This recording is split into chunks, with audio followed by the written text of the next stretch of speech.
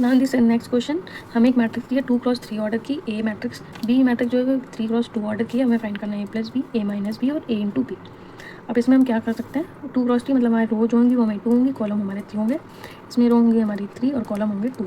तो हम कोई भी एक मैट्रिक्स ए लेट कर लेते हैं जिसमें हमारी 3 जो है वो हमारी रोज हो जाए और कॉलम्स रोज जो है हमारी 2 हो जाए, कॉलम्स यहाँ पर 3 हो जाए। तो 2 रोज के लिए हमें क्या करना है, रोज कैसी हो जाएंगी, फर्स्ट रो हो जाएगी, सेकेंड रो ये हो जाएगी, ठीक है।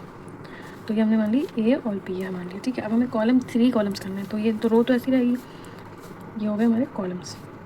तो हमारी ए क्रॉस ये की मैट्रिक्स होगी 2 रोज इंटू 3 कॉलम। बी की हम फाइंड करेंगे जिसमें हमें 3 रोज बनानी है, तो ऐसे बना सकते हैं पी क्यू और आर, ये हमारी 3 रो की बन जाएगी और कॉलम इसमें हमारे 2 ही रहेंगे, तो पी क्यू आर की एक कॉलम हो गया और एस टी यू का एक कॉलम हो गया। अब ये हो गई हमारी 3x2 की। अब हम इसे ऐड करते हैं, देखते हैं क्या आएगा।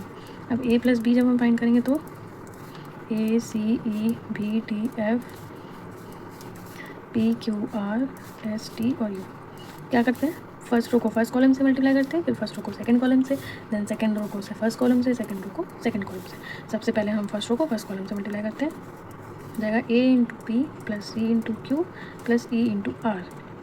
इस वाले में a into s plus c into t plus e into u. Then second row को फर्स्ट कॉलम से b into p plus d into q plus f into r. अब सेकेंड रो को सेकेंड कॉलम से b into s plus d into t plus f into u. अब जो भी हमारा answer आ रहा है हम देखेंगे हमारे पास रोज है, हमारे पास 2 और कॉलम भी हमारे पास 2 है, तो मैट्रिक्स बन जाएगी हमारी 2x2 की। तो होता क्या है बेसिकली, जैसे कि एक मैट्रिक्स दी है a 2x3 की और b दी हुई हमारी 3x2 की, तो ये होता है कि यहाँ पे 2 इंटू 3 और ये इंटू 3, तो ये जब ये कॉमन अगर आ गया दोनों में, यहाँ पे इसमें कॉलम 3 और रो इसमें 3 है, तो जो हमारी ये मैट्रिक्स जो बनती है बाद में जाके वो हमारी 2x2 की बन जाएगी। और एक्चुअली जो है मैंने इस क्वेश्चन में a+b की जगह हमने a इंटू बी फाइंड करा है, तो a इंटू बी जो है वो हमारी 2x2 की बन जाएगी मैट्रिक्स। अब a+b के लिए हम देख लेते हैं कि a+b क्या बनेगी।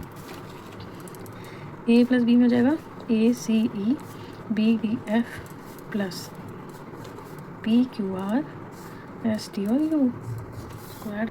Now see in addition. अब एडिशन के लिए क्या होता है कि यहाँ पे अब हमें दे दी है 2x3, अब यहाँ पे दे दिया 3x2 की। अब एडिशन के लिए क्या था, अगर यहाँ पे a है तो यहाँ पे p होना चाहिए था, c है तो s होना चाहिए था, पर अगर यहाँ e है तो यहाँ पे भी एक एलिमेंट और होना चाहिए था, और ऐसे ही सेम यहाँ पे भी होना चाहिए था, पर इसमें ऐसा नहीं है, तो ये हमारा एडिशन नहीं हो सकता है। सेम इसी के लिए जब हमारा सब्ट्रैक्शन आएगा तो ये सब्ट्रैक्शन भी नहीं हो सकता, तो ये नॉट पॉसिबल वाला केस हो जाएगा।